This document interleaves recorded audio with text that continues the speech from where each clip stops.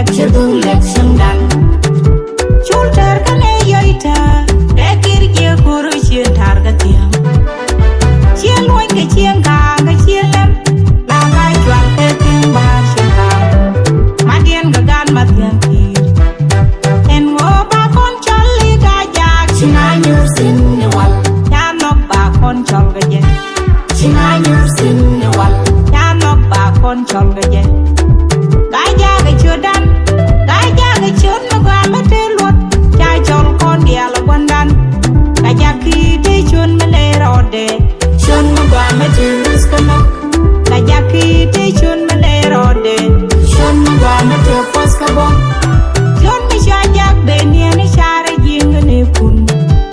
e shara kun ne ji chuwe da kwa cha dor ma din ma loske kawi ja dol karan Chidora kwa cha wik na din mangai ke Awi ja dul karan Yamdor Gajaak Kan bar ke sai ga bun Yamdor Gajaak Kan bar ke sai ga bun Win mi di da dora Mungwan koi te Awi Gajaak Makeri cha kutir medan galingalis Ajente kurbung kachaki Kakudiu maja Kagar wau teng Modung chori boken ne chwa wise binagai Kir por kane son me Modung kane dwambo Dwam ke yes kalai ka mai ka ka juni tubum Kaka jaga widan Kwa shendun kwa lat ka kurbo Bostot kurwe shadu bisho Kane diu gai Bostot kurwe shruat wandong Kane purbok Warun kwa jakale rode Bete pos tuwe dun gwa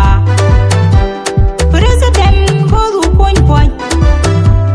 Akwar materiet cha kwany kwane ko Tenjuk tudeng By president kakwar ko Ekwine sara nyabye Nya Yusuf Secretary General nyabye En kakwar mama Nekin la charwany magwa Balin kabangas Advisor kwar Ebidi luagdar Kane mak suy poj Mayel tut chwar Kane bul kuisuk O chut jene dobol kat Nay chwal kanwa ke bwailu Yene kai kong Kwa wedun kwa lak bom weke yen Nyelam tuan nyarut kalwa Nyakat kuk diu Penya chambang nyeyen Kay tuaran Kayen galwang Kon chal kane Gajaak Chal kane Gajaak Kon chal kane jak dul Chal kane Gajaak Kay teng kane wow teng Kanera mayare ke bugwam Begung do te kek chudung lek sendang Chulter kane yoita Ekir je kuru chien targa tiam Chien loin ke chien ka ke chien lem La kai chwak te ting bar shika Madien ga gan matien kir En wo ba kon cholli Gajaak China nyur sin ne wal Ya nok ba kon chol ga je China nyur sin ne wal Ya nok ba kon chol ga je Gajaak chudan Gajaak chun ma mate lot Cha chol kon dia la wandan Gajaak ti chun ma le rode Chun ma mate riskana Gajaak ti chun ma le rode Chun ma mate paskabo Chun mi shajak be ni ni shara jing ne kun E shara kane ji Chuwe da kwa cha dor ma din ma loske Kawi ja dul karan nyamda Chidora kwa cha wik ma din ma ngai ke Kawi ja dul karan nyamda Yamdor Gajaak Kan bar ke sai ga bun Yamdor Gajaak Kan bar ke sai ga bun Wei da chine le na gwei nitin Rol Gajaak rul mu bum bum Ke kwen nganyin ga nyura Mia gor ka mia rwany mia ku dejek Mia lat ka mia goy mana kwa dejek Gajaak number 1 Gajaak nay tingany mak Mi jal bende nyora tala mi de dwer ka sian dien chang dan